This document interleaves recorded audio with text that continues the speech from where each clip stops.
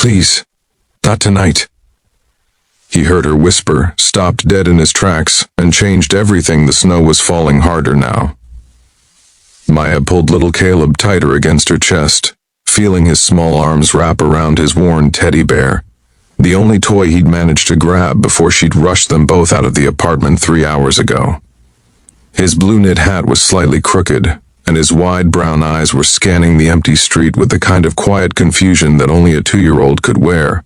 Too young to understand what was happening, old enough to feel that something was wrong. The bus stop bench was cold through her jeans. Maya hadn't eaten since morning. Her phone was at 4% battery, and the shelter she'd called twice today had the same answer both times.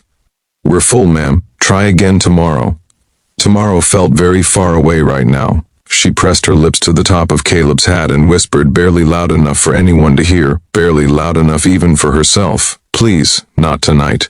It wasn't a prayer exactly. It wasn't directed at anyone. It was just the last desperate exhale of a woman who had been holding it together for so long that her arms were starting to shake. Ethan Cole had not planned to walk home tonight. He was a successful architect at 34, owned a 2-bedroom condo 6 blocks north, and had a perfectly reliable car sitting in a perfectly heated garage. But after an exhausting 12-hour day and a dinner meeting that had gone sideways, he'd told his driver to drop him 3 blocks early. He needed air. He needed to think. His mind was somewhere deep inside the blueprints of a project deadline when he turned the corner near the old diner on 5th and stopped. A woman was sitting at the bus stop holding a toddler bundled in yellow, her green coat dusted with snowflakes. She was staring at the ground. Her jaw was tight. Her shoulders were trembling. Not from cold, he could tell. From something heavier. He almost kept walking. Almost. "Please. Not tonight." The words were barely a whisper, but in the quiet snowfall of that empty street they landed like a shout directly in the center of his chest. Ethan stood very still for a moment. Then he turned around. "Excuse me," he said carefully, keeping his distance. Far enough not to frighten her, close enough to be heard. "I'm sorry to bother you. Is everything okay?" Maya looked up sharply. Her first instinct was defense, the automatic armor of a woman alone at night with a child. But something in his posture stopped her. He wasn't aggressive. He wasn't approaching. He was simply standing there, hands visible, expression open and genuinely uncertain, like a man who wasn't entirely sure he'd made the right call stopping but had done it anyway.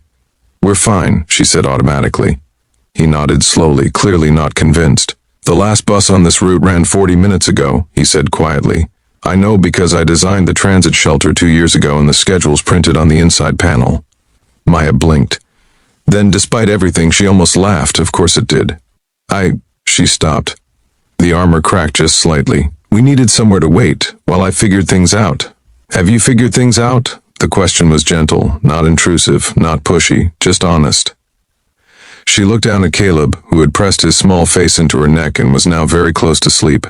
Teddy bear squashed between them. "Not yet," she admitted. His name was Ethan. He told her that within the first 60 seconds, clearly, openly, along with the fact that he lived nearby and that he wasn't trying to alarm her, and that she could absolutely tell him to get lost and he would respect that completely. She didn't tell him to get lost. Instead, for reasons she couldn't entirely explain, exhaustion maybe, or the particular desperation of a night this cold, she told him the short version. The eviction notice that had appeared on her door at 6 p.m. after her landlord had illegally withheld her deposit for 3 months and then claimed non-payment. The ex-boyfriend who wasn't in the picture. The job she'd started 2 weeks ago. A real job finally at a graphic design firm downtown that she couldn't afford to miss in the morning. The shelter that was full. The friend she'd called who hadn't picked up. Ethan listened to the whole thing without interrupting once. When she finished, the snow was falling softer. Caleb had fully fallen asleep against her shoulder. Ethan was quiet for a moment. Then he said, "I have a guest room. It has a lock on the door. From the inside. You'd have complete privacy. I'll stay in my room. You take that side of the apartment, and in the morning you can go to work and I can help you figure out the legal situation with your landlord, because what he did is actually illegal in this state, and you have more options than you think." Maya stared at him. "I know that sounds insane," he added, "and I completely understand if the answer is no, but the offer is real." She said yes, not because she was naive, not because she trusted strangers easily, She didn't, not anymore, not after the last 2 years had ground that softness out of her. She said yes because Caleb was asleep in the snow at a bus stop at 11 p.m., and she was his mother, and sometimes being a mother meant swallowing your pride and your fear and your armor, and doing what needed to be done for the small person counting on you. The guest room was clean and warm and exactly as described. There was a lock on the door. Ethan disappeared quietly into his own room without another word after showing her where the towels were, and leaving a bottle of water and a granola bar on the nightstand without comment. Just thoughtful, silent practicality that made her throat tighten for reasons she couldn't quite name. She lay Caleb down on the bed and watched him sleep, teddy bear tucked under his arm, blue hat still slightly crooked. We're going to be okay, she thought. Maybe for the first time in weeks, she actually believed it. In the morning, it was different in the daylight. Ethan made coffee and scrambled eggs without making it weird. Caleb, who was typically shy around strangers, decided within approximately 4 minutes that this tall man with the dark hair was interesting, and proceeded to bring him the teddy bear as a gift, which Ethan accepted with complete seriousness, as though it were the highest honor he'd been offered in years. Over breakfast, Ethan pulled up the tenant protection laws on his laptop and walked Maya through exactly what her landlord had violated. He knew a tenant rights attorney, a colleague's wife, who took cases like this on contingency. He wrote down the number. He didn't make her feel small for not having known. He didn't make her feel like she owed him anything. He just helped, quietly and completely. When it was time for her to leave for work, Maya stood at the door with Caleb on her hip and said, "I don't know how to thank you." Ethan shook his head. "You don't need to. Can I?" She hesitated. "Can I ask why? You didn't know us. You didn't have to stop."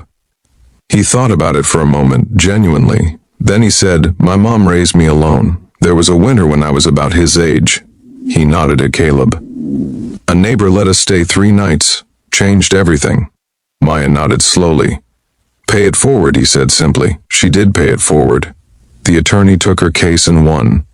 The landlord was ordered to return her deposit plus damages within 60 days. Maya found an apartment, a better one, 2 weeks later. The job at the design firm worked out beautifully. Caleb started at a daycare 3 blocks from her office. She and Ethan stayed in touch, slowly, carefully, with no pressure from either side. Just 2 people who had met in a snowstorm and found that they genuinely liked each other. 14 months later, on a night when the snow was falling just the same way it had on that street corner, Ethan sat across from her at the diner with the neon sign, the same one that had glowed green behind her that night, and said, "I think I've been in love with you since you almost told me to get lost at a bus stop." Maya looked at him for a long moment. Then she smiled, the real one, the unguarded one that she didn't give easily anymore. "You do now," she said softly. He raised an eyebrow. "That's what I needed someone to say that night," she explained. "You have somewhere to go. You do now." And you did, without saying a word. The snow kept falling outside. Caleb's teddy bear sat on the seat beside her, still slightly worn, still very loved. And for the first time in a very long time, everything was exactly right. Sometimes the people who save us aren't the ones who arrive with answers. They're the ones who simply stop, in the cold, in the dark, in the middle of their own busy lives, and choose not to walk away.